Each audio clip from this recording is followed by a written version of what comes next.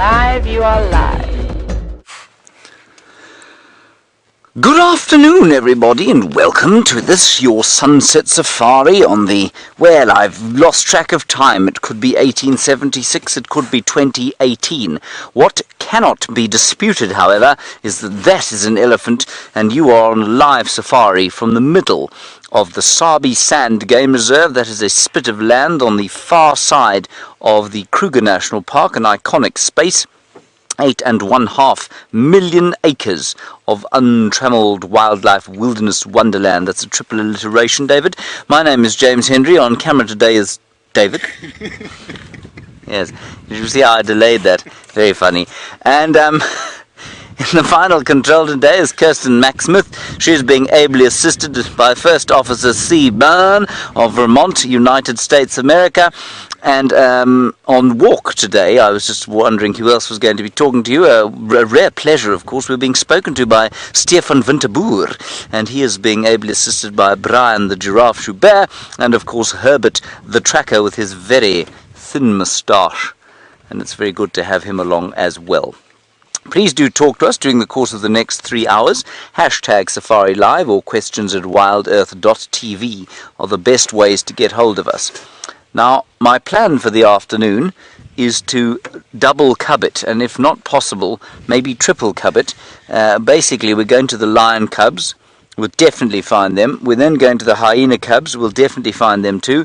Then we're going to go to Karula and her cubs, and then we'll go home and have a drink to celebrate. So that's the plan for the afternoon. You'll probably find, actually, because of the plan I've just made, that these will be the last animals we see. Anyway, there they are. A lovely herd of elephants here on the Gari Cut Line. You're most welcome. It's good to have you with us, and let's enjoy the wonders of this beautiful winter's afternoon. It's 26 degrees Celsius, which is 78 degrees Fahrenheit, if you still are working with that particular method of temperature measuring. And that's not a bad temperature for midwinter, I don't think. Not many parts of the world you can call midwinter 78 degrees Celsius. And the peace of the midday still envelops us. Now, David, there's something that sounds like a police siren behind us. Given our proximity to the nearest town, I think it's highly unlikely that it is a police siren. It's just over there, it's a bird going, "Choo! Choo! Choo!" And I don't know what it is.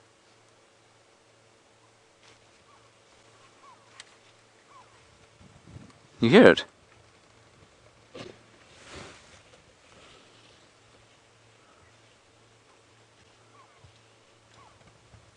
I think it might be a slightly hoarse, grey go-away bird.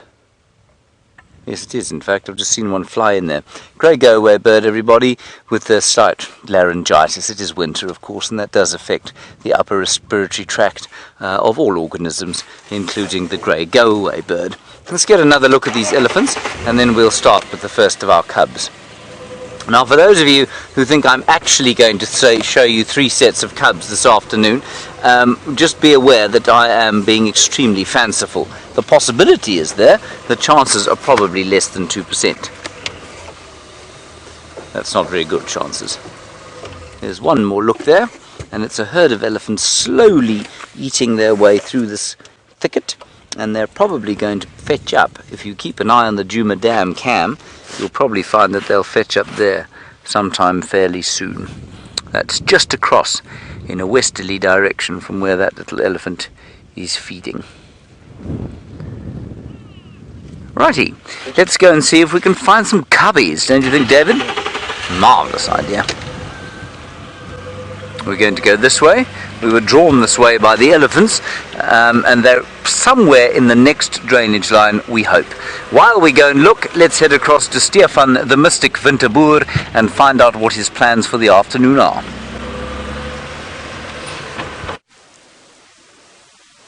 No, it's not an elephant. It's a massive marula tree. Good afternoon, good afternoon. I'm Stefan Winterboer, and you're on the bushwalk with myself and Brian, who's joining us on camera. There it comes, there it comes. me get out of the shot there. I don't want to steal its limelight. All right, now we've decided to put our nose into the wind this morning, or this afternoon, and we have walked west out of the camp with our goal to sort of walk west and then angle south, because that was the last place that Karula's tracks went into. And although we expected her tracks to cross out on Gowrie Main, her tracks haven't come out anywhere. They didn't come out at Treehouse, they didn't come out on Zoe's Road, and they didn't come out on Gowrie Main. So we think, Herbert, myself, Brian, we think that maybe she's got a kill in here somewhere. So we're in this block. It's a thick block. It's on top of a crest. It's the crest that separates the river that flows past Djuma from the Manyeleti, which is another river on the other side. So it's a bit of a watershed as well as a crest. Nice high ground, lots of thickets of strychnos, and a place where a lot of the grazers love to come and spend the day, because there's one of the few places there's a bit of grass cover. And I'm going to prove it to you just by having a look around over here.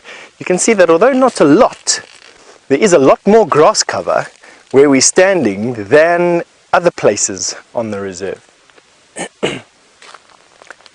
Now we are surrounded or flanked by these two ginormous marula trees, and one of the huge pluses about the Sabi Sands, of course, and that's where we are, is the marula trees that we have on this particular property. They grow to enormous lengths, and while Brian just tries and gets this particular one in frame for you, I'll give it some relevance by showing you exactly how big this trunk is. Now this one looks dead, to be quite honest with you. I don't think it is.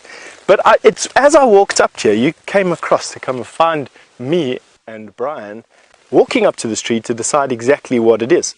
Now, I don't quite know. I'm seeing that we've got some termite activity, and the bark looks like it's split underneath this particular bough over here. And if you have a look at some of the terminal points of this marula tree, you'll notice that the thick branches have fallen off. And I don't quite know if it's an old tree that has been fire damaged, or if it's a fungal disease. So what I'm going to do is follow one of these lines over here. Now, this will give you an idea. The bark of a tree, quite honestly, is its armor. And the tree will shed its bark. As you can see over here, it's a chunk of bark has come off, and it does that so that it can get rid of parasites that sit on the bark, much like our skin does. But quite often what that does is it leaves the tree vulnerable, and you'll get a woodpecker, you'll get some fungus, or you'll get an insect that decides to bore in through this particular shielding, and that creates a problem. And where you most often find it is at the foot of the tree. And come and have a look down here, because we've got a hole here. And while I'm definitely not one to stick my face into every single cave and grotto that is at the base of these trees, this gives you an idea of now what's happened. This tree has had it's a vulnerable point, and now something has moved in there, but that's also allowed fungus and probably termites to infiltrate the core of the tree. Now, the core of the tree doesn't transport any nutrients. It's just there to give structural stability to this tree so that it can get up through the competition and steal all the sunlight. And that's why trees get big. But it has let some termites in, and you can see over here, you can see I actually found one. There one goes there. Let's see. There we go. Now they're white because there's an orange one, a soldier. They're white because they don't contain any melanin. Now, melanin is what absorbs UV light and allows it to stay out in the sun. These don't have melanin, and for that reason they are white or bleached. And now they are busy eating, there's one there, they are busy eating this tree literally from the inside out. And that is what I think has damaged this tree, is we're seeing the telltale signs of termites.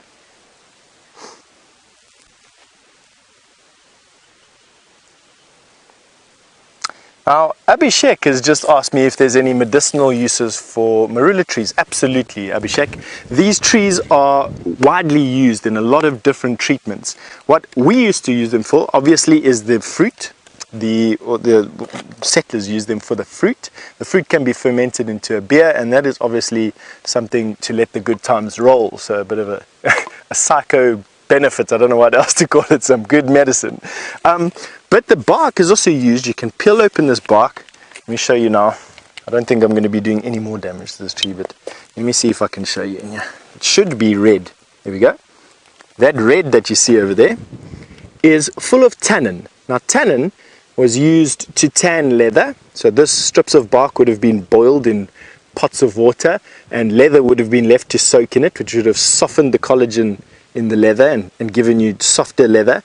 But we also use it on poultices. Tannin stops bleeding quite a lot. So you can use the inside bark of a marula tree, you can squeeze out the juice and you can put it onto a graze or a cut, and it'll have, it pulls in the capillaries and the blood vessels in it, and it helps to stop bleeding. But anyway, this is my big marula tree. I hope you enjoyed it with me. We're going to carry on and look for any more signs of karula, not marula, and we're going to send you over to James, who's got an update for you. Catch you later. Right, we're not yet in the area of the cubs, but there were some alarm calls around here this morning apparently, and Aubrey, who was driving out of WildEarthTV, thought it might be a leopard. So we're going to look into all of the trees to see if there isn't a dangling warthog or some such, because we haven't seen Tingana for a while. I'm absolutely sure that he's fine, and I saw a picture of him that someone posted of him on Elephant Plains recently, which is an oddly far west of him to be, but maybe he's around here. It could be another leopard.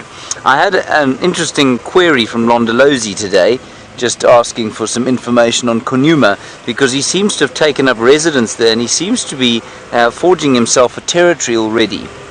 Now, he is 3.5 years old, and that is very young to be taking a territory, and he was quite an aggressive little fellow, we know that, or sort of not aggressive, but he was well, he was prone to easily irritating, and maybe that has helped him to forge his way down there. And he's pushing out. Or there was a male leopard there called, I think it was called the Dudley Riverbank male, and he died. And now Nkuhuma seems to be taking on that little part of the territory that is on the Sand River, which I think is very nice for him. So I thought those of you who know him would be quite interested in that. And his brother Quarantine, of course, knocking about on Cheetah Plains still. And possibly because there are no other male leopards there. Other than his father, who used to traverse down there, and still does a little bit. But old Mvula is now nomadic. He's not holding territory anymore. He might again, but I think it's unlikely. Now, we are into the area where the cubbies might be, so anywhere around here, our first set of cubs of 3 we might find. Of course, I've really put myself under pressure now.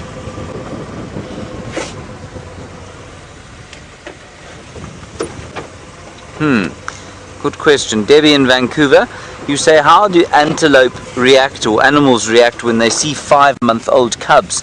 I'm assuming you're talking about Karula's cubs, who are just over 5 months old. Debbie, no, they won't alarm call at baby leopards. They would stay away because they could. Oh, there's a huge giraffe. It's very nice to see. Debbie, I don't think that they will alarm call at baby leopards, but birds do. Birds absolutely will shout at baby leopards. And while the antelope will be very weary of where mother is, I don't think that I've ever heard antelope alarm calling at little baby leopards on their own. Now, while you look at the giraffe, I'm staring up the drainage to see if I can't find evidence of lions. Apparently your lion cub sighting today was just the most spectacular. And if you weren't on drive this morning, and I know many of you in the United States, the hour of our morning drive at the moment, combined with your daylight savings, is a bit of a nightmare.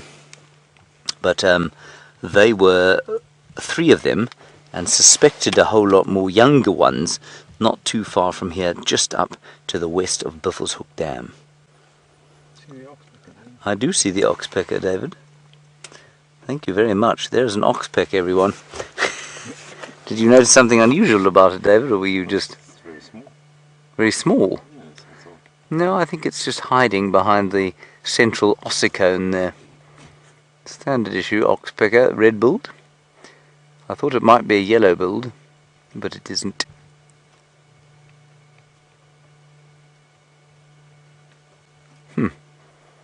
Now, a juvenile oxpecker, of course, has got no red bill. It's got a purely brown bill. You can see very well developed third horn, or median horn if you like. That's that calcification of the skull there. So he's a weathered old fellow, and he's had many fights in his time.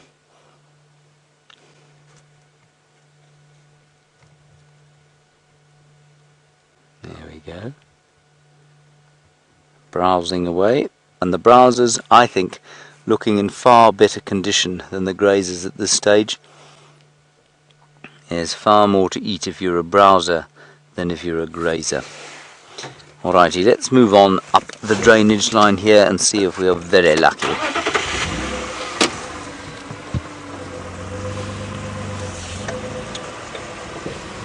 Signal might be a little bit dodgy in here, everybody. And so while we go through this area, Steph, with his amazing eyes, combined with Herbert's amazing eyes, has found you a spider.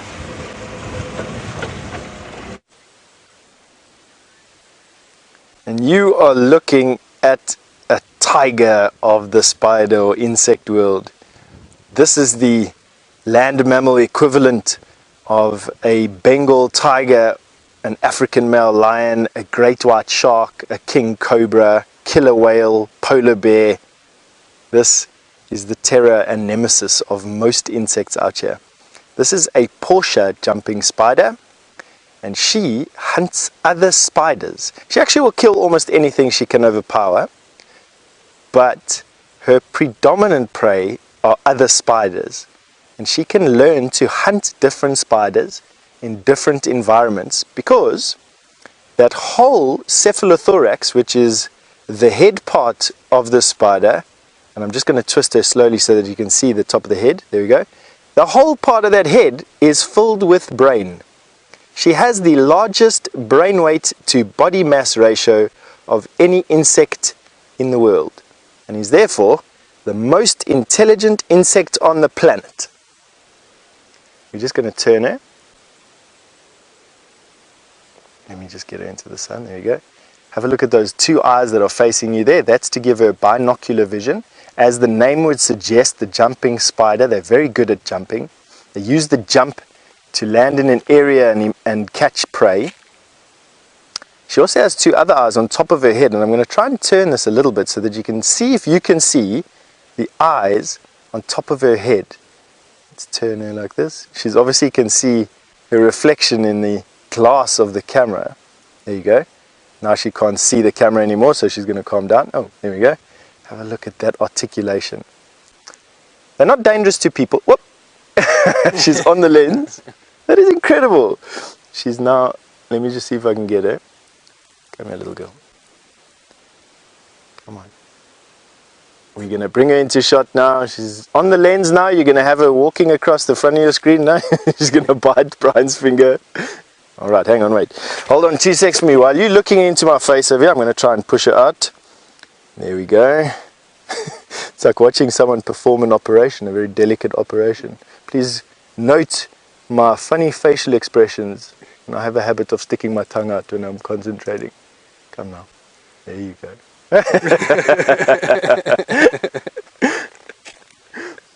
Yeah. Don't worry, curious one. I'm also glad that this spider isn't as big as a tiger. Although, believe me, I'm wanting to pick her up, but I don't want to hurt her. They are soft-bodied. Come now, girl, don't. It might get a bit dark. That's my stick in place of my finger. Come now, come now, come now. Oh, not good. She's covered in these hairs. I don't want to make Brian nervous, so what I'm going to say is the spider is absolutely not poisonous, which of course she isn't, but because I said that, Brian's now very nervous. Oh, we're not getting this right. Come on. There you go. There's Brian. He's just making sure that I'm not playing too much with the spider. Going to bite him on the finger. Come on, girl. There you go. There you go. No, man. I was going to have to come with it. She's just going to have to come with us. There you go. Let's her come with us for a bit of a ride. We got to put her down in the bush somewhere. Maybe she'll climb off then. Come along. We actually found her blowing in the breeze. Now, funnily enough, what happened to her is she bumped. She must have jumped off from one stick to another and missed the branch that she was going on. And they have an anchor line. And we found her hanging from her anchor line, scrabbling up for all her silk. But what was happening was the wind was blowing. And she's so big that the wind was blowing silk out of her, and then she'd reel it in a little bit like a fisherman reeling in his line, and then the wind would blow it and she'd go out again. So we actually saved her, to be quite honest. Where is she now, Brian? We got her. Brian's got her by the thumb. She's saying hello, making introductions. All right, let's see if we can put her on the bush over here somewhere. My favorite species of spider is the jumping spiders, and of course they're also one of the most numerous because they hunt other spiders. Oh, Brian's got him. There you go. Brian's very brave.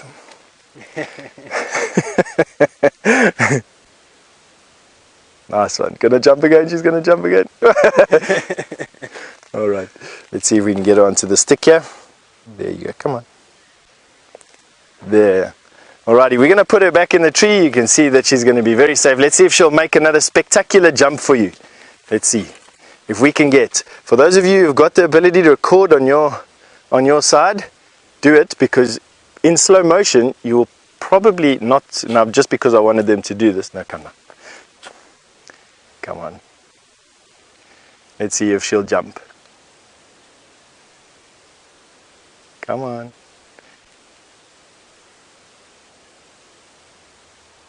Come on, you can do it. 1, 2, 3. Come on, go, looking around.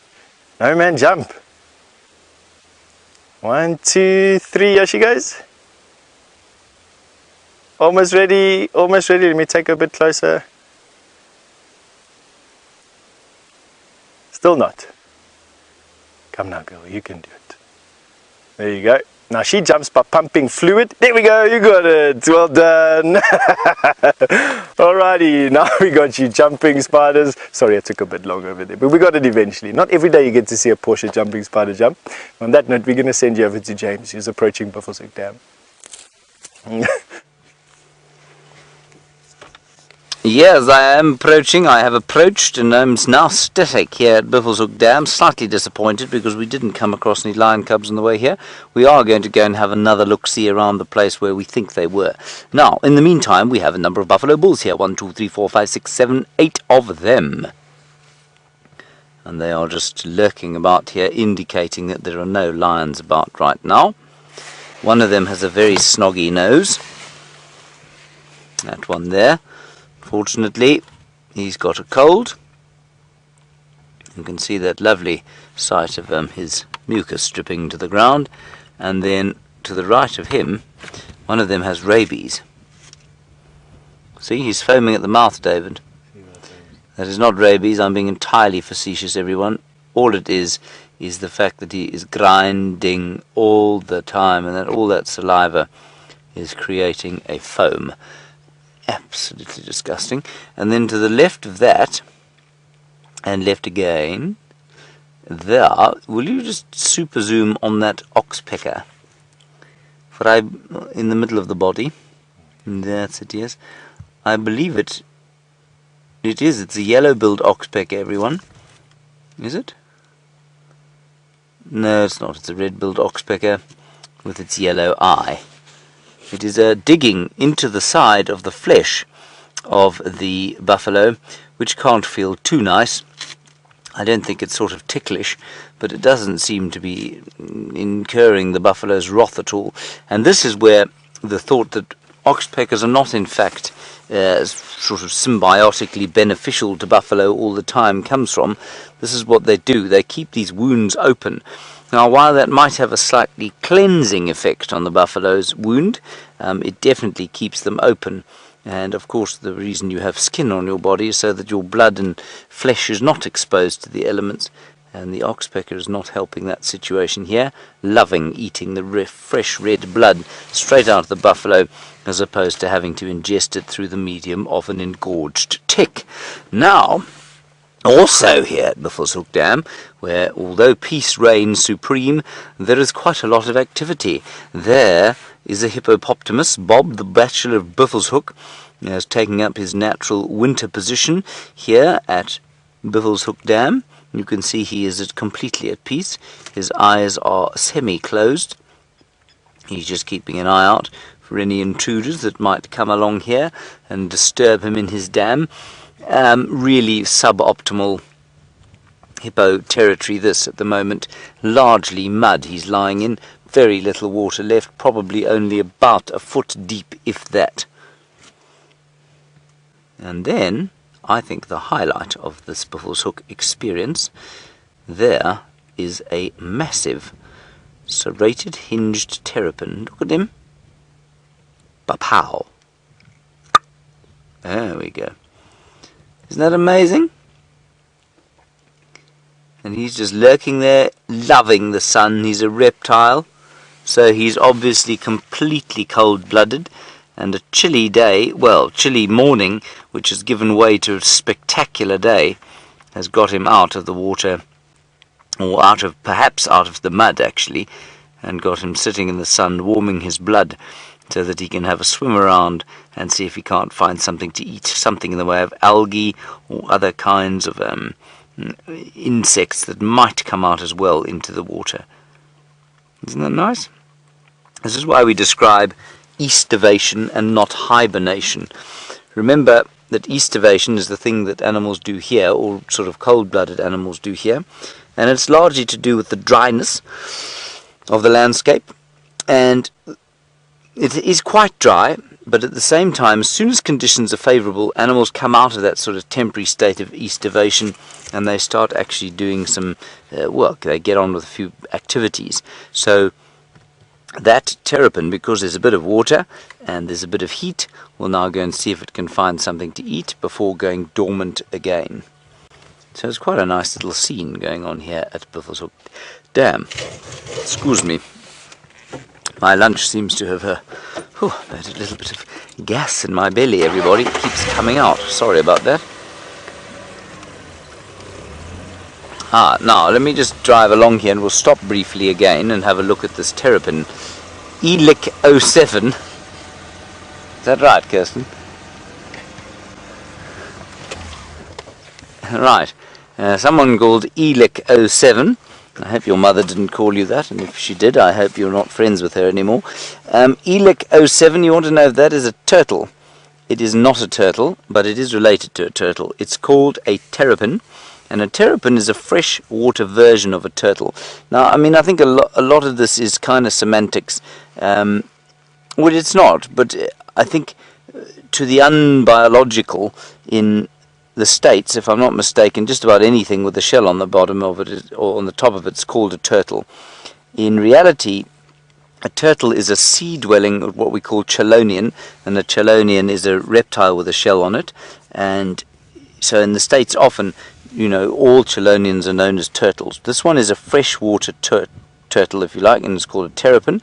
And then you'd call a turtle only the sea-dwelling, salt-water-dwelling chelonians.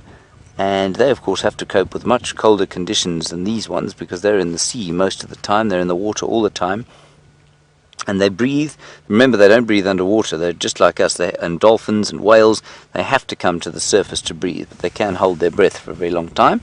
And then you get tortoises. And tortoises are purely land-dwelling chelonians. They don't go into the water if they can avoid it. Well, they do. They go in and they have a drink, and sometimes they lie in the water. But they don't swim like turtles and terrapins. Thank you, Elic 70, or 07, sorry.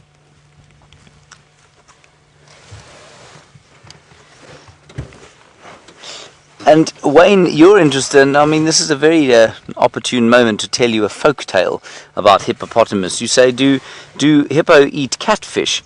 The answer is no, Wayne, and the reason they don't, of course, is because, as far as I remember, what happened was that they used to live outside the water, but there was heavy competition, of course, from the buffalo and the rhino and the elephants and all of that sort of thing.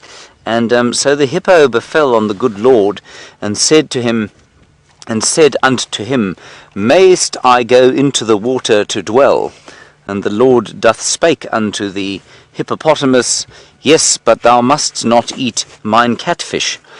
And the hippo said, "Okay." And the Lord said, "Well, how will you show me that you are not eating my catfish?" And the hippo spake unto the Lord, I shall spray my dung all over the bushes." And that, everybody, is why apparently the hippopotamus sprays his dung all over the bushes. And the Lord said unto the hippo, "Good, into the water with thou." And that basically is the folk tale of why the hippopotamus lives in the water. So it doesn't eat catfish. That's obviously not why it doesn't eat catfish. It is a herbivore. It's a herbivore completely, and it only eats a little bit of water vegetation, but it actually does extremely little feeding in the water.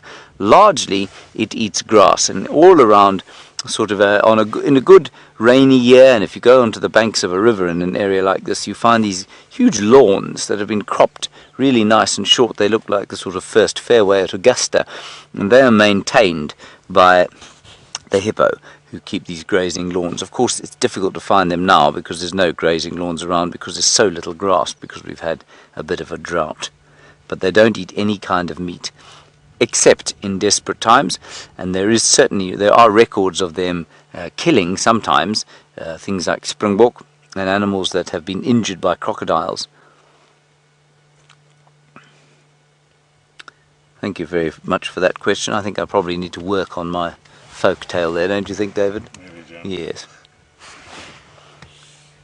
Oh, and James Richard, do you want to zoom in on the terrapin's tracks? Well, we can try. I don't know if those are terrapin tracks that are just behind there. Let me just get my binoculars. You see that bits of mud there behind the terrapin there, David? Yeah. I can see some terrapin tracks. Yes, those aren't there. But if you go to the left, hang on a sec. Left a bit more. There. See that track there? That's the terrapin tracks there, James Richard, but they're not very well defined. We really need to find them in some sort of clayey sand, rather without the water, and then you'll get an idea of what the tracks really look like. And from a Chelonian, we're going to go across to a Hymenopterid with Steph.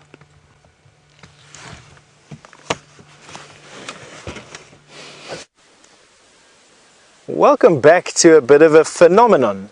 We don't know what this dazzling display of ants are doing. I have an idea about what they're doing. Now, if you have a careful look at these ants, you'll notice that some of them scurry about with their tails cocked.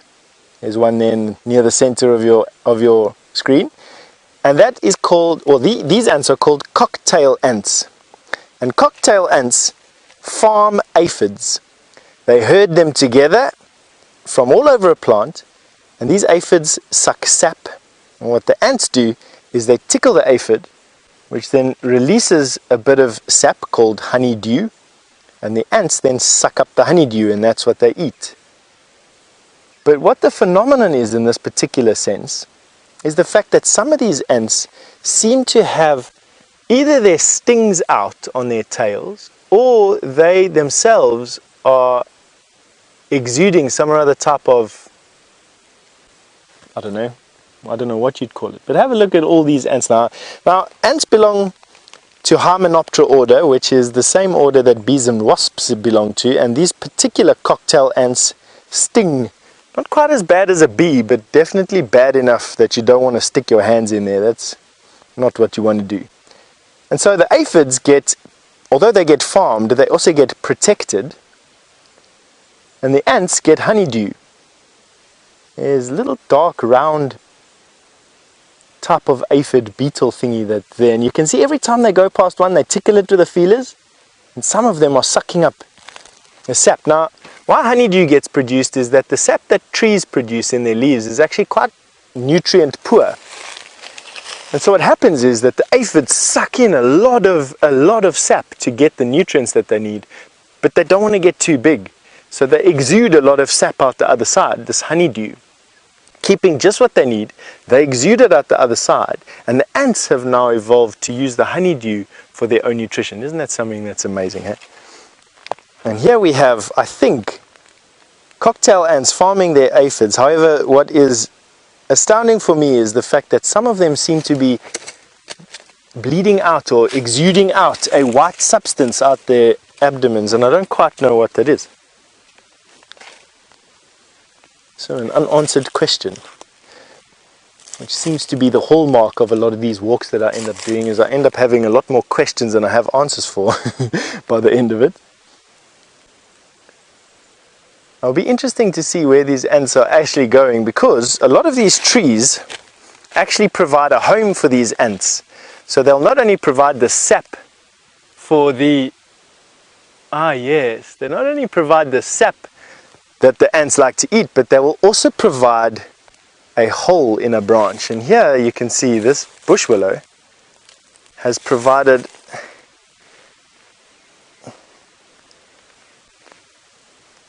there's their nest inside there. So they're living inside this dried up twig.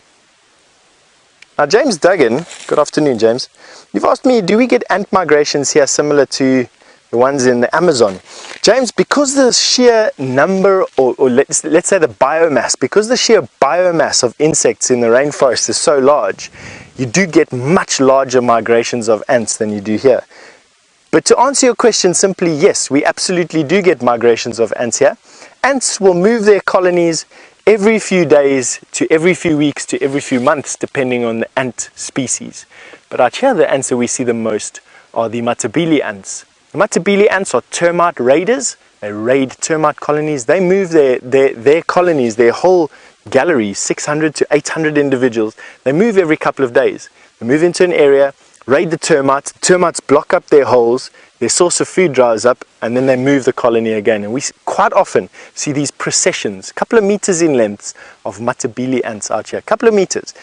The biggest migrations that we get close to South Africa are those of the East African army ant, or the Siafu ant. There you can get up to a couple of 100 meters, and they've got a fearsome reputation for denuding the bush all over the place of anything. And then of course you get the leafcutter ants and the other forest dwelling ants. For the life of me I can't remember exactly what they are, but even in North America you get the wood ant, I think, and then you get the leafcutter ant in the forest. You get a bunch of different types of ants in the rainforests that do move when they've cleaned an area of either vegetation or insect food. Nothing to that scale here, unfortunately. Although I must be honest, with the zoom lens that we have on these cameras, small things become large things very easily turning a microscopic ant into something as big as a leopard for you on your screen. Let's carry on with this walk. We've come through this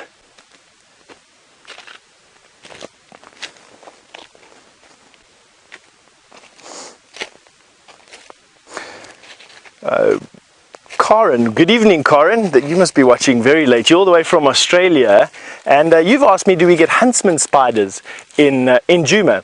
Now, if you are talking about the huntsman spider specific to Australia that is so venomous, then no, we don't get that particular one. Our huntsman spiders here are called lynx spiders. Lynx spiders are a fairly large group of spiders that are free living, that are nocturnal, and you find them in all different types of habitats, quite often carrying their egg sacs underneath their bodies. If I have it correctly in my memory, a huntsman spider, but definitely not the venomous one that you have on that side. Our venomous spiders here are the sac spider, the violin spider, the black button or black recluse spider, and the six-eyed desert crab spider, for some dramatic name. Just those ones are the only ones that we have here, and nowhere near as deadly as the ones that you have all the way in Australia.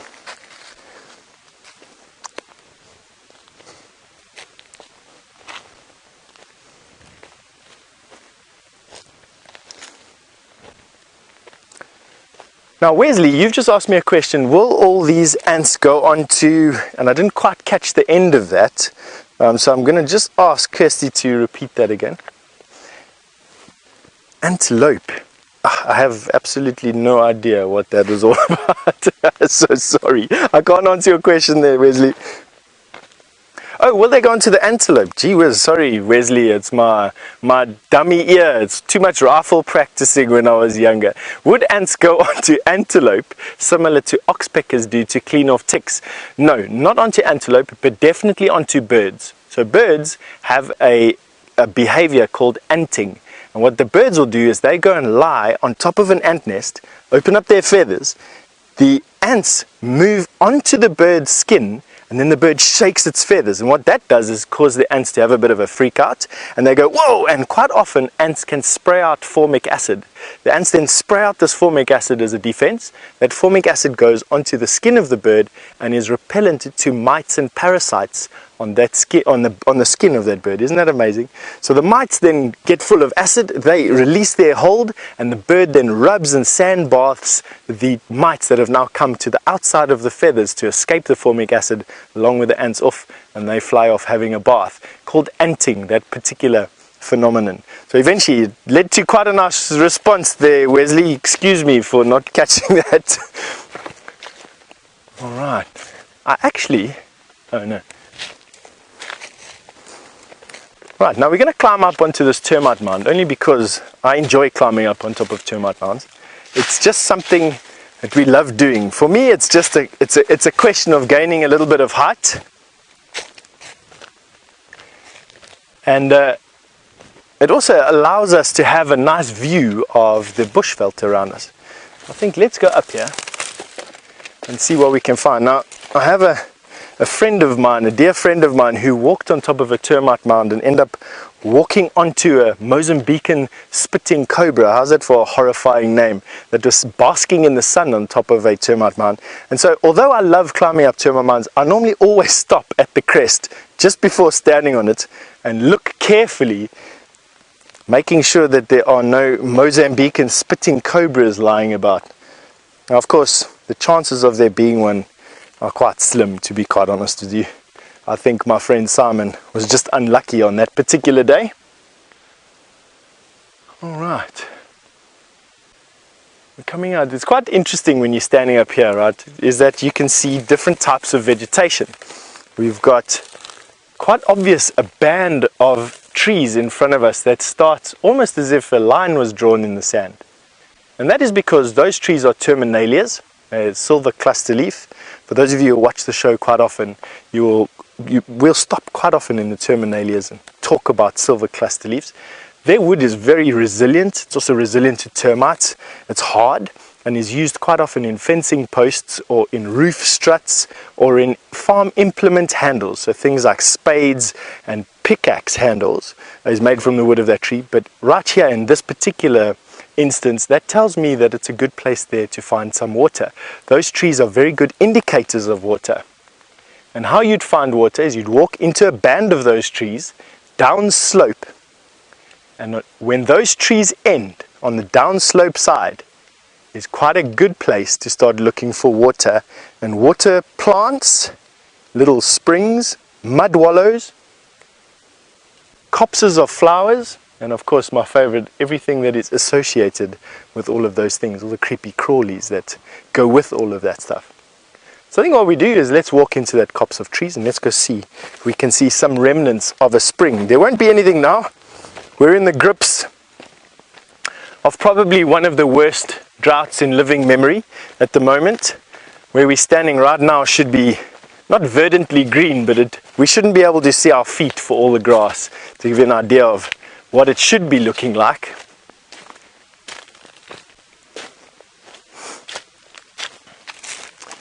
We're just making our way through this little copse of trees and onto a game path here.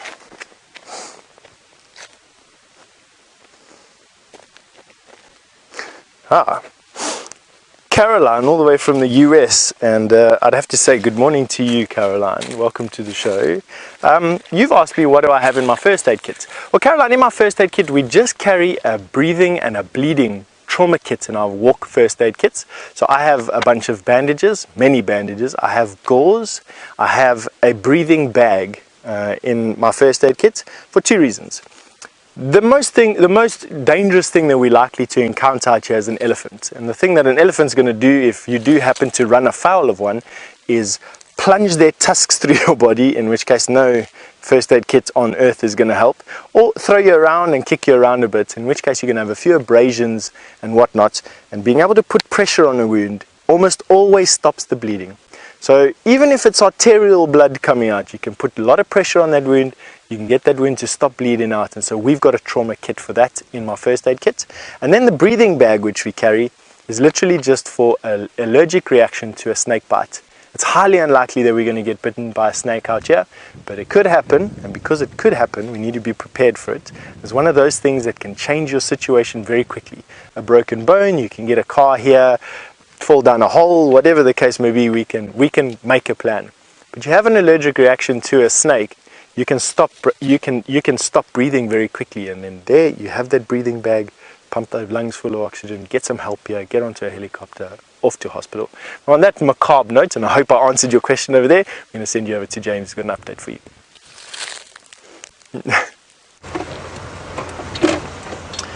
Oh, but I don't have an update for you, everybody. We've fossicked about where the cubs were this morning. There is some seriously thick bush in there. I don't think we're going to be able to get in, I'm afraid. We're going to give it a go around the side, but I think that it's so as we haven't seen them before, especially the new little ones. And yeah, I just don't think we're going to be able to get in there, I'm afraid. They're right in between. You can see the drainage line going up that way. You can see the drainage line going this way. You can see, I don't know if you can see, but there's some tracks from vehicles trying to get in here during the course of this morning. In fact, those are Rusty's tracks. And what they tried to do was stick their heads in here and decide whether they could get the vehicles down through there. I'm not convinced it would be impossible. Let's just stick our heads down. If our signal gets a bit dodgy, I apologize. Don't fall out. Ooh, Ziziphus on the VR rig. Shall we try this, everybody? I think we should. Hold on tight, there's going to be a large bump. We might get... Why not? There we are. Oh, that was relatively easy. We're okay so far. Let's just lock the differential, put it in low range. And we'll just drive. I didn't think we'd be able to get... Whether we'll be able to get out or not to be answered. No, we will not be able to get out of here. This is why Jamie is rather clever to do precisely what I have just done. You see, this is why women guides are so much better than man guides, because they are not fueled by testosterone and ego, they're fueled by brain. Especially in Jamie's case. Oh lordy, that was very close. I nearly died, everyone. I hope I feel she's also nearly stabbed in the back by this thing, David. The wilderness nearly stabbed me in the back. It wasn't very nice of it at all. Hold on tight, everyone. We'll make it out of here, I hope. We're not going to go the same way we came in. It was very scary, everybody. I was very scared indeed. I thought I might be destroyed. David, the wilderness is about to stab you in the back. Be careful. It's probably the story, the folk tale I told about the hippopotamus that the wilderness is upset with. We should be able to get it. What we're going to do is do one loop around and see if we can't see something from the other side. Then I think we'll call it quits, because she'll bring them out onto the road at some stage. Probably not today again, but maybe a little bit later on tonight. And then we'll go and do a loop around and see what else we can see. Come down to Buffelshoek Dam. It's been quite a hot day. I mean, 78 is pretty warm for this time. Any time of the year, really. That is very heroic of me. Right, while I recover from the wilderness trying to kill me, let's go who has found, I think, one of the most amazing things you can get out.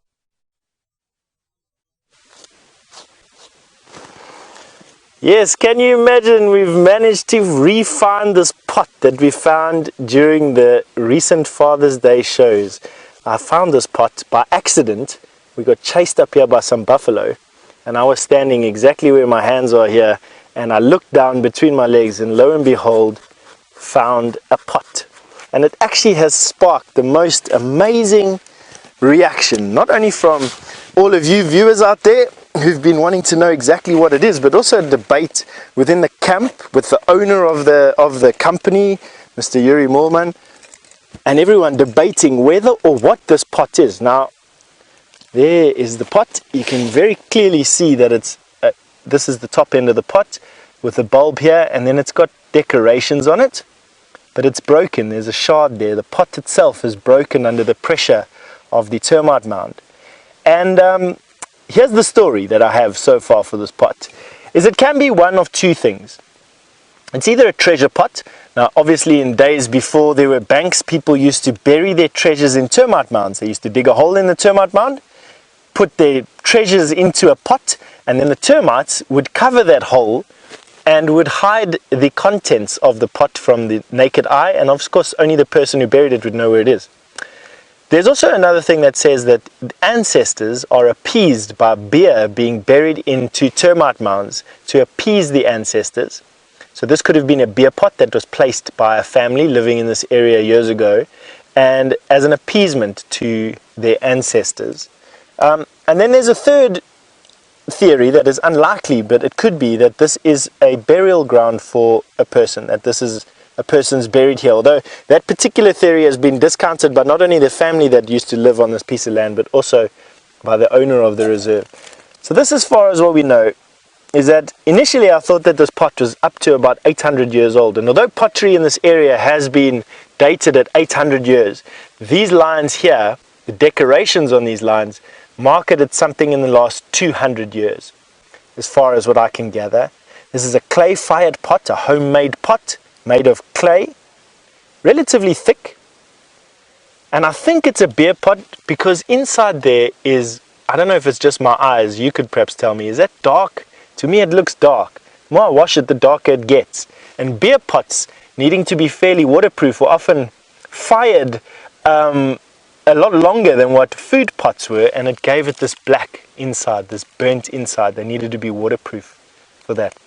So it's all the markers are likely that it is a appeasement beer pot and not something containing, as I've just said to Brian, I think a diamond the size of my fist over here, which I'm hoping it to be. But anyway, we're not going to take the pot out. What we're going to do is leave it in situ for a while. The process now is to find the family members, the elders or the tribe elders of the family that live in this area, and they need to come with me here, and probably the owner of the reserve, to come and see this particular site, and they need to recognize this site as either a burial site, which is unlikely, or they need to recognize this as an appeasement to their ancestors, in which case we may not touch this pot will stay exactly where it is. But if they don't, then if they say that this may be a treasure pot, then a discussion will be had with the landowner and the people who live on this particular piece of land, the family who are inherently part of this piece of land, and they'll then decide if they leave the pot there or if they take it out. So we're not going to do anything with this pot. In actual fact, I'm going to cover it up as best I can.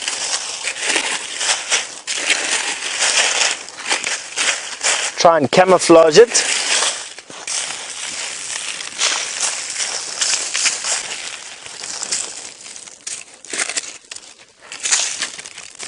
And that's because I don't want anyone to come and dig over there and show disrespect to this piece of pottery that's inside there. Like I said, these things can be relatively sensitive. And the last thing we want to do is go step on some cultural toes here. What we do, at least me for instance, I enjoy learning about things but without touching them. Alright, and that's that. Glad you got to share that with me in actual fact. We weren't aiming to aim at this pot, I must be honest, but we did anyway. It's nice that we got to find it again, against all odds. We're still looking for Karula. This is the area where her tracks were last seen, going in this direction here. While we make it through this little grassland that we've got here, I'm going to send you through to James, who's got an update for you.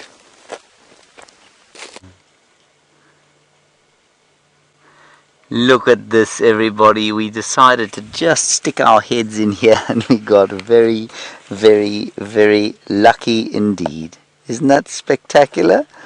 3 little cubbies.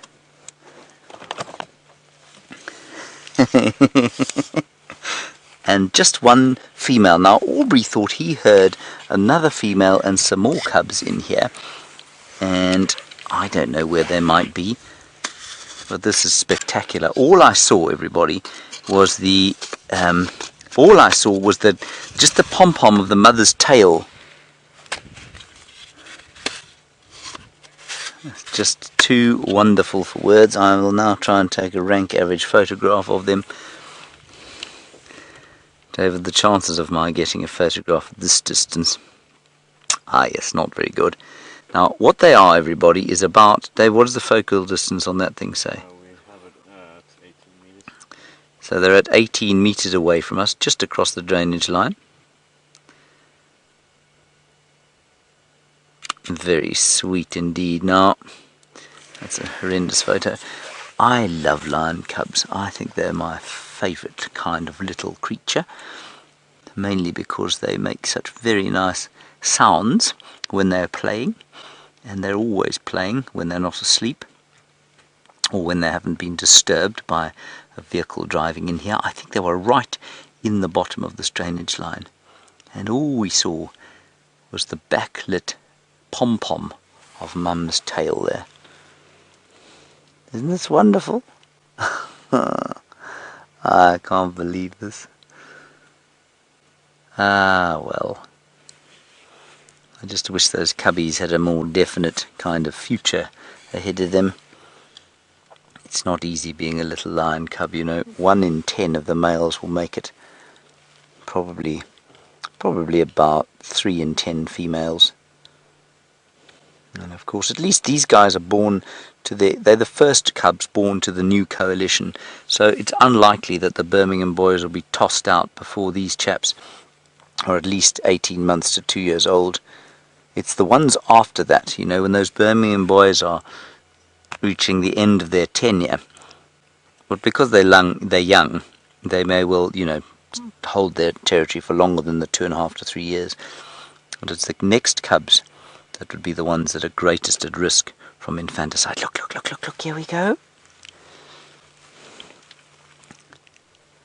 See how close they're lying to each other?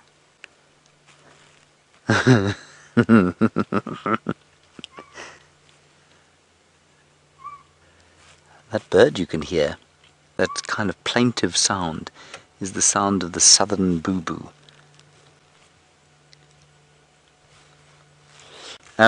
Dave, if I go back, do you think you'll get a slightly better view? Let me just go back a little bit, everyone.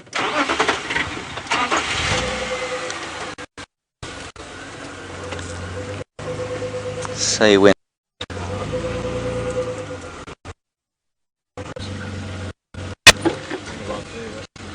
I'll just leave the engine running. How's that?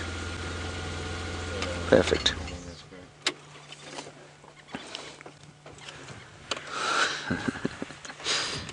I haven't seen lion cubs, everyone, since the Styx Pride cubs, who were subsequently murdered by the marauding Birmingham boys. It's totally typical, of course. And these are my first ones then.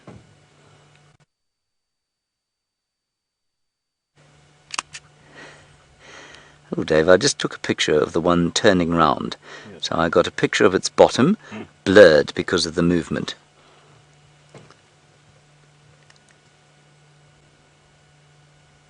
I think that's a lovely shot of the mum there.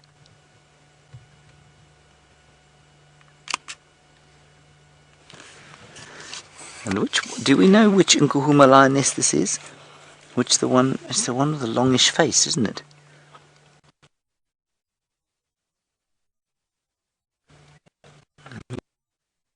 Saying to me, I'm very bad with my identification. Yes, it is.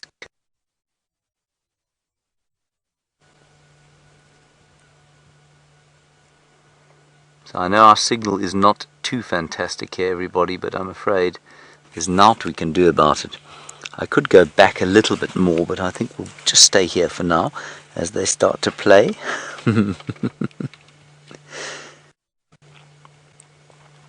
Let's try and sex them as well. We'll try and find out what they are. That looks like a little female. Yeah, Kathy, I noticed this with those two leopard cubs. You say even at this age their paws are huge. They are. They are probably already pretty much the size of Karula's cubs, at least Karula's tracks. And I mean, they are now, what, 6 weeks old, maybe? Look at them biting each other. I think Lioness that we're looking at there, from what I can see behind her tail. Definitely.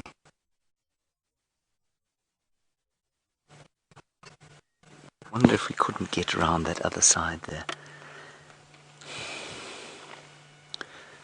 We'll watch them for a bit like this, everybody, and then when you next go across to Steph, I'll just see if I can't get around, but this is a pretty good view.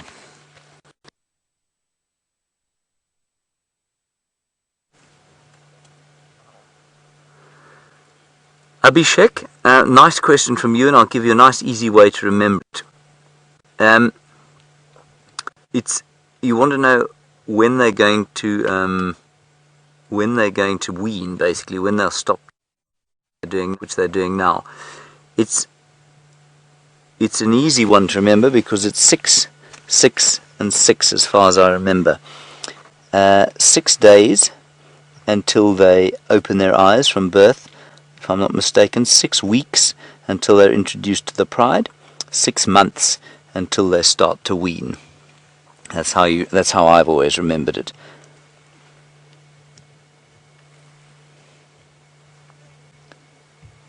Now, I wonder if this wouldn't be an opportune moment to try and get another view.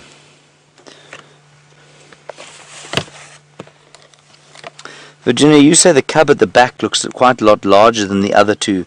No, Virginia, I'm 90% sure that they are almost identical in size.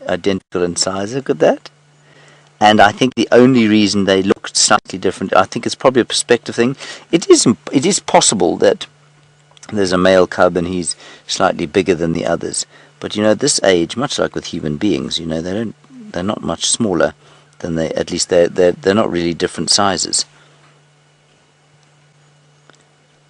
Now what I want to do is just zoom in on my little map here. We're not going to be able to spend all afternoon here, I'm afraid, because there's a great deal of activity on the reserve, so we're going to stay here for as long as we can.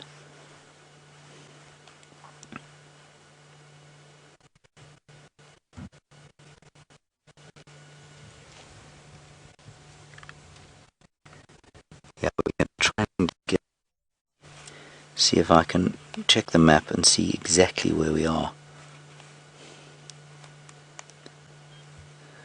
And then we'll decide if we can move or not.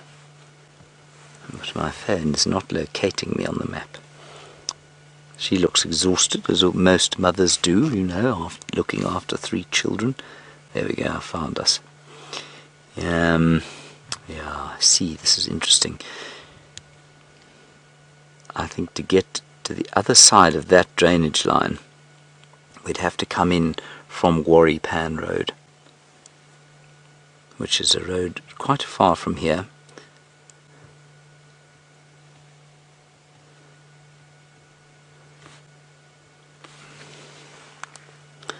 Right, I've made a map. I'm going to try and move here. If we don't get another good view, I'm going to suggest we go around. Paul, Paul, that's one of the major reasons lions roar, is to contact each other. And so she will just roar loudly, and the others will roar.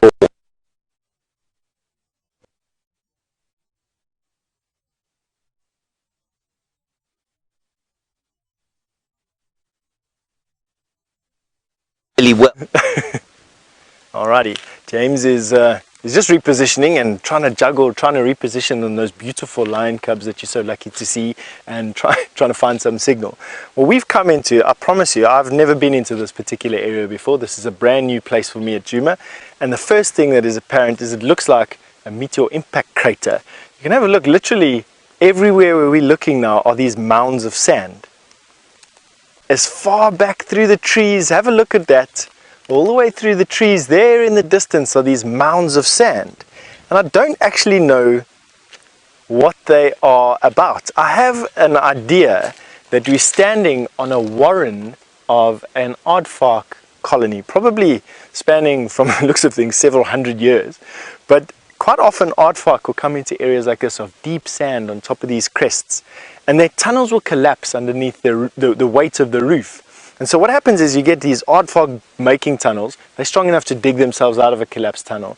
They then dig and boom, it collapses. And so you get this landscape. And that's what I'm hoping to try and confirm with you by walking to the first hole that we've got right here.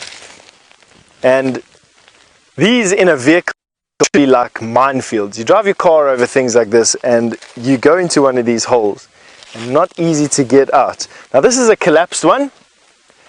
I would actually imagine, I'm going to walk where I think the tunnel went. I think the tunnel went in here and went along here, and then through where I'm standing at the moment. You can actually see I'm standing in that depression right here, and then the exit tunnel would have been there. So aardvark burrows can quite often have more than one entry and exit. They use it to get away, and I think that we just seen this sort of oxbow shaped tunnel. Whoop, I even fell in one.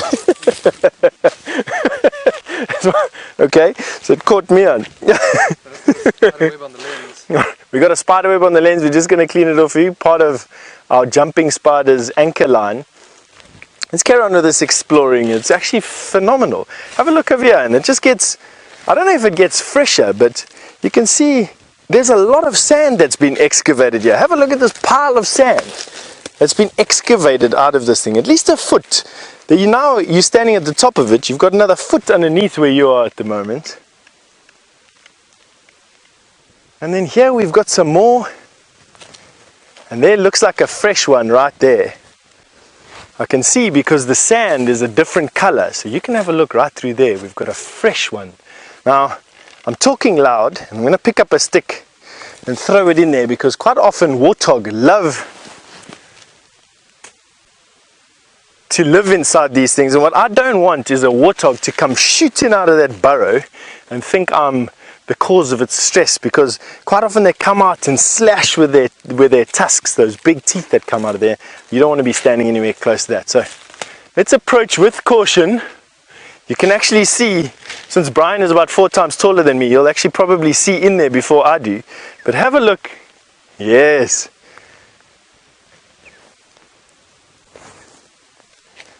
And this is definitely the freshest of all of them here.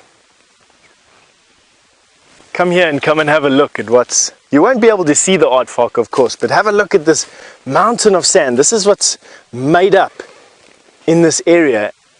This mountain of loose sand. This is the sand that makes up the crests.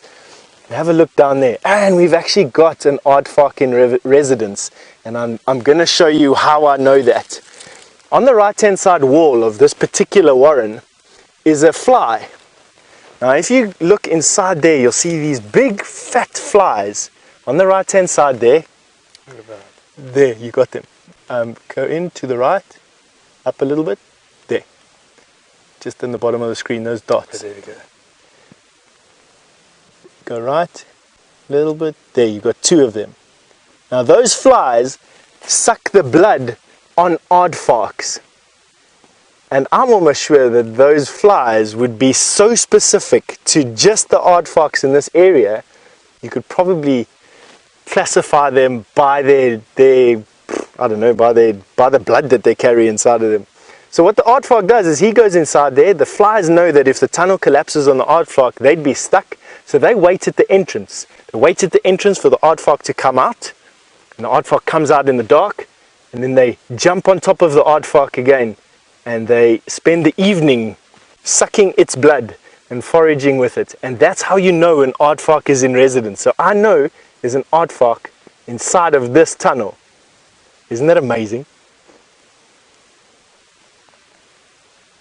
Now what I could do is probably stick my head inside over there if I had a head torch on. What you don't want to do is go in there with no light on, because quite often these holes are also inhabited by porcupines.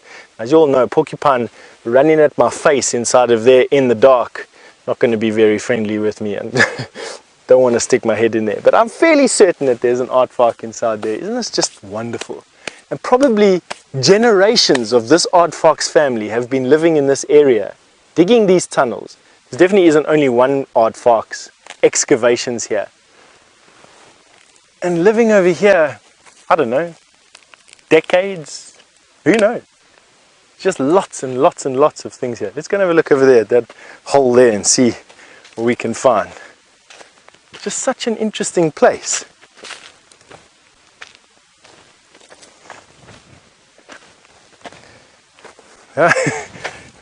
Gracie, age 8, has asked me if animals would eat that type of treasure that I found. I presume you are talking about the flies that we found in the bottom of this thing. Gracie, no. Oh, the pot, excuse me, the pot of treasure. Excuse me, Gracie. It depends on what was kept in it, you know. What is one person's treasure is another man's junk, or however that saying goes. I'm sure Brian is wanting to correct me over there, but it goes something like that. So it doesn't necessarily have to be worth any money, it just needed to be treasured by that particular person. I'm sure you have some treasures of your own, and you want to keep them safe, or you maybe want to savor the memory around them. I'm not too sure. And that's what could be in that pot that we found there. Someone's treasure, quite easily so. It doesn't necessarily have to be diamonds and gold, although that's all I'm really hoping for inside there. Right, and here we have the other side of that tunnel. This one's collapsed. Trying to see if we can see. This is a termite mound. So now we know why the aardvark was here, and that this is where he's getting some food from. This must be a massive harvested termite colony. I mean, this must easily be about a hectare in extent. Now, a hectare is probably 2 football fields big, and we just sort of going around over here. You can see that there are old excavations, even here amongst the monkey thorn trees, even down there. Just wherever I'm looking, I'm just seeing these mounds of sand. Very interesting. An aardvark community, ant bear community.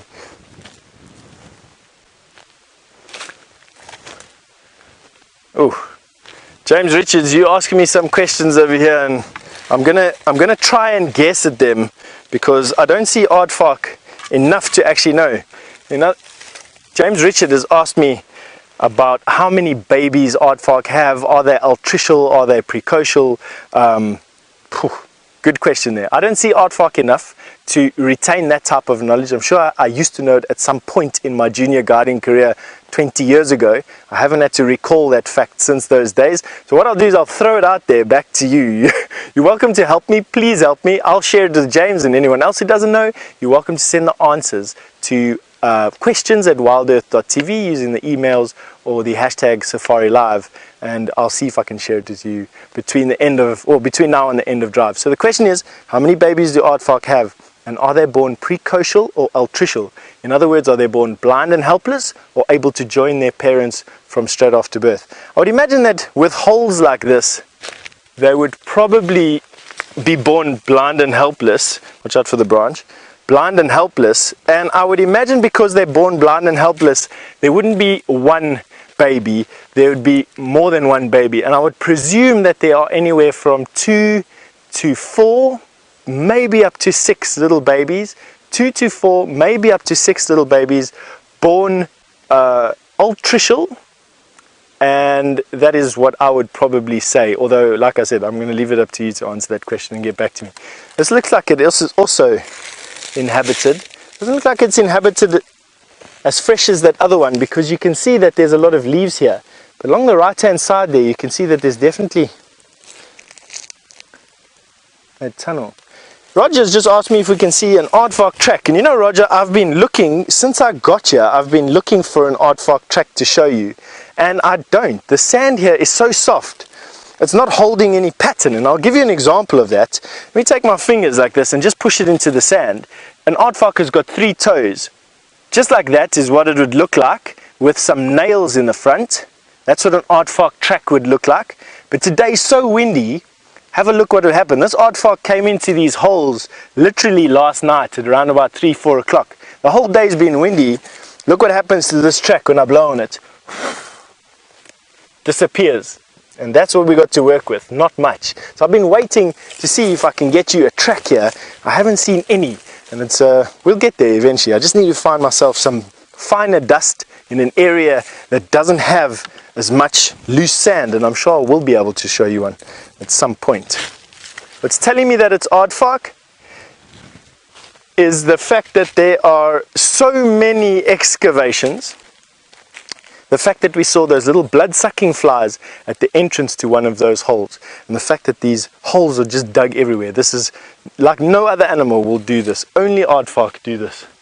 We're going to try and wind our way through here.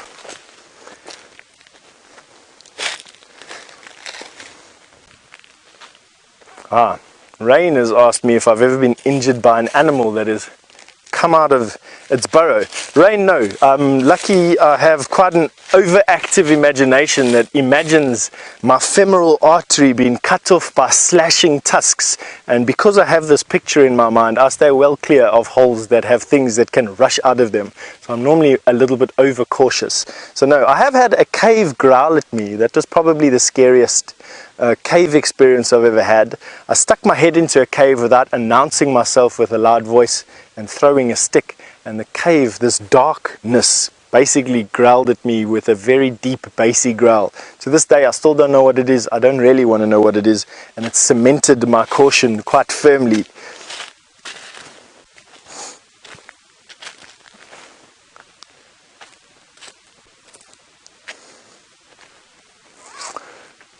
Brian, you've asked me, do aardvark run away or do they stand their ground when frightened? So I've seen aardvark twice in 20 years.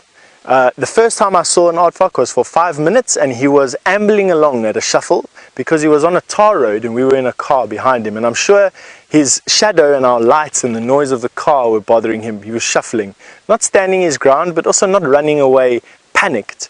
The second time I saw an aardvark was luckily on foot in the Kalahari Desert, which is on the western side of South Africa.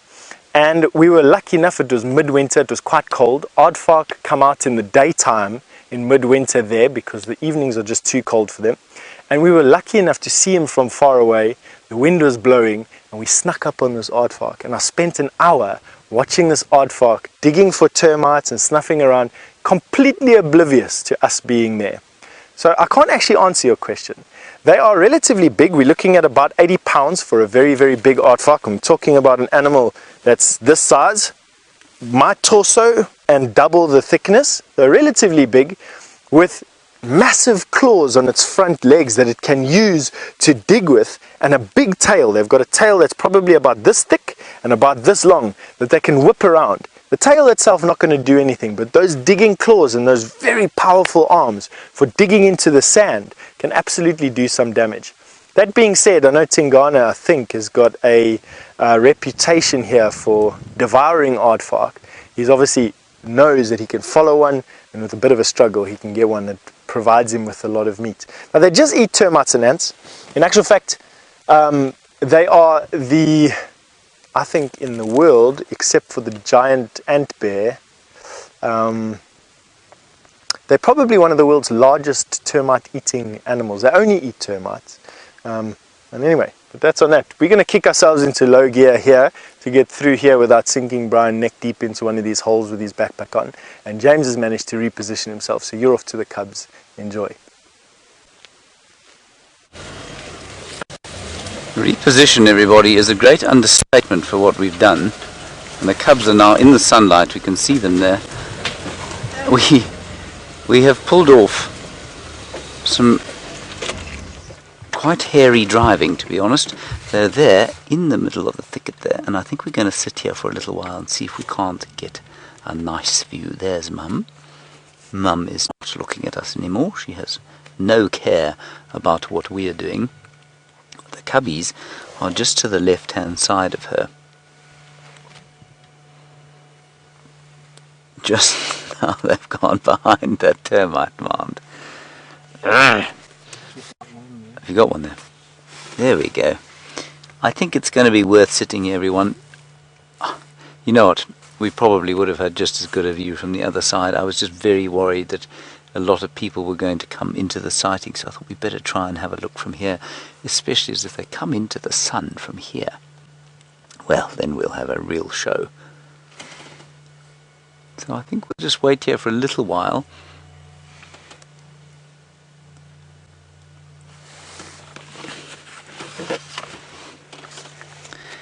Hello, Gracie. You're just 8, of course. You must be nearly 9 by now. Gracie, you say, do these cubbies stay with their mama all the time? Yes, they do, Gracie, until the males are about 2.5. Then, like Junior, they get thrown out of the home. They have to go and look after themselves. But the cubs, the female cubs, will stay with their mum forever and ever. Go ahead, Ev.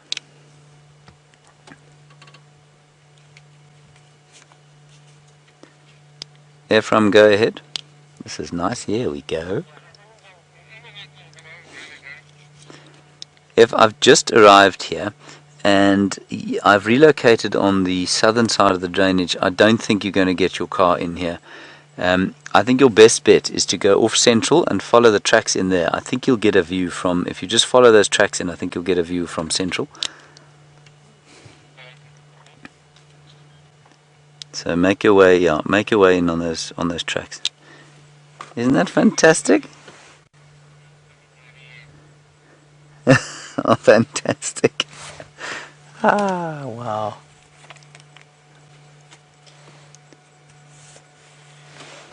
And there was some nyala coming towards this area, everyone.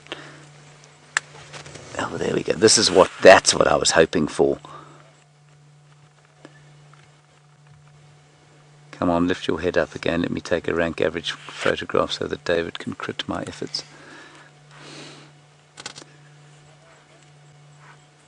This is fantastic. Isn't it just amazing, everyone?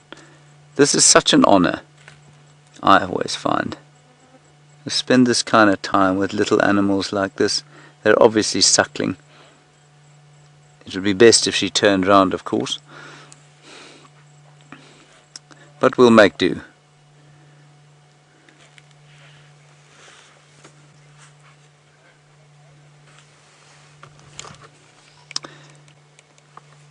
Aqua, nice question from you, and there are 2 answers to it. The first, well, your question, first of all, is, do they acclimatize better? They don't seem to be afraid of us. They don't acclimatize better. They certainly will become more habituated to the vehicles more quickly because their parents are.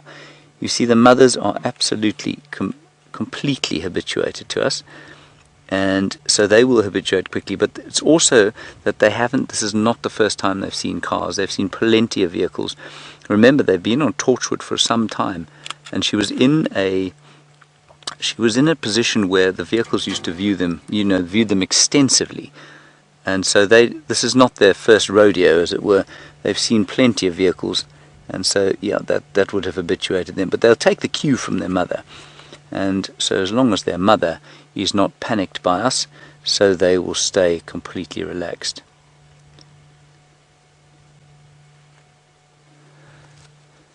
Ah, what a joy. Hey?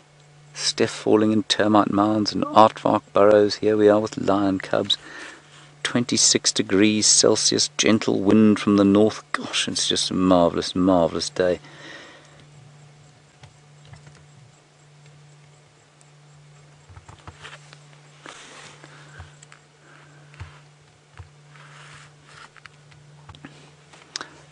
Hello, Lily. You're also aged just 8. I wonder if you too are about to be 9. Lily, you want to know, you're in New Mexico, which is different from Ohio. You want to know when Mum will start taking them to the kills. Well, pretty soon, from about 3 months they'll start to eat meat. Look at their spots on the tops of their heads there. Isn't that a great picture? Yeah, and that's to hide them. And listen, they're starting to make noises. So Lily, from about 3 months, she'll start to take them to, well, in fact, even earlier. 6 weeks she introduces them to the pride. And from then, they may or may not go towards the kills, but probably not. In 3 months, definitely they'll be eating meat. Look at those spots, just like a leopard spots to start with, and they all fade with time. Oh, wow, look. Dave, I obviously missed that photographic opportunity. Oh, look. And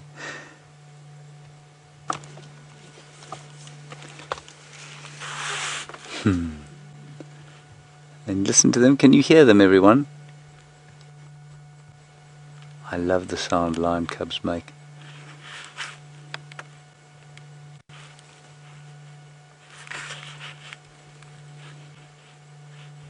They make this sort of, I know you can't hear them at the moment, they go,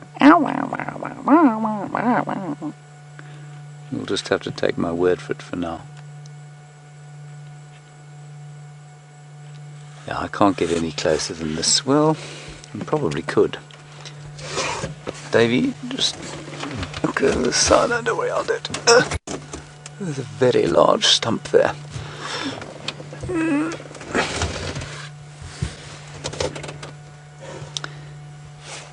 Jonathan, yes, the answer to your question is, you want to know if those spots that you can so very clearly see there are a defensive mechanism against them, against predators and things during their early years.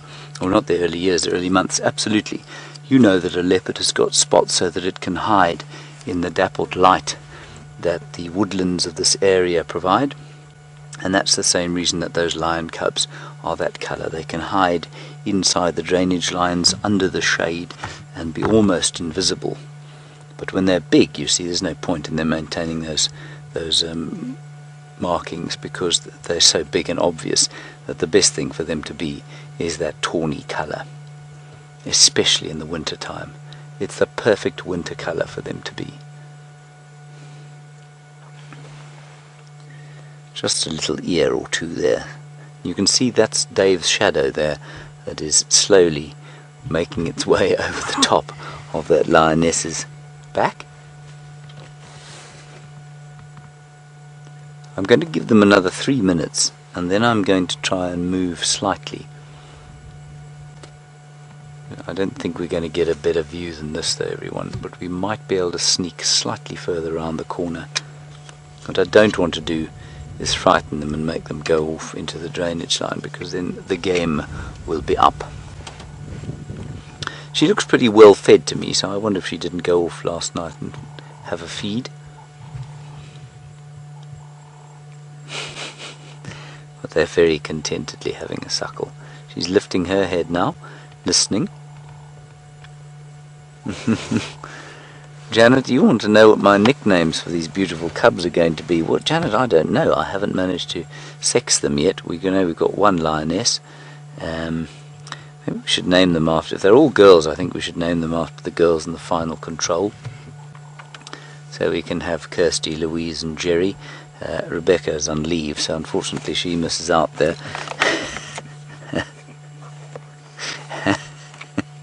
No, we won't do that. Maybe we should, actually. If they're 3 lionesses, that's definitely what I'm going to call them.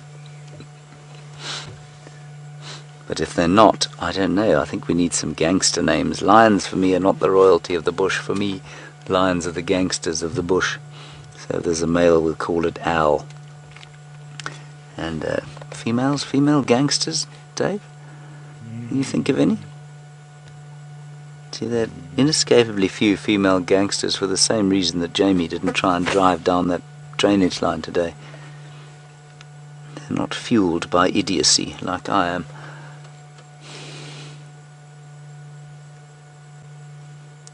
Okay, I think we're going to try a little maneuver here. We're going to do it very subtly as we can in this car. Ah, I see I have a pimple. There we are. Okay, my pimple's gone, everybody. Magic. We're going to just ease our way around there like that.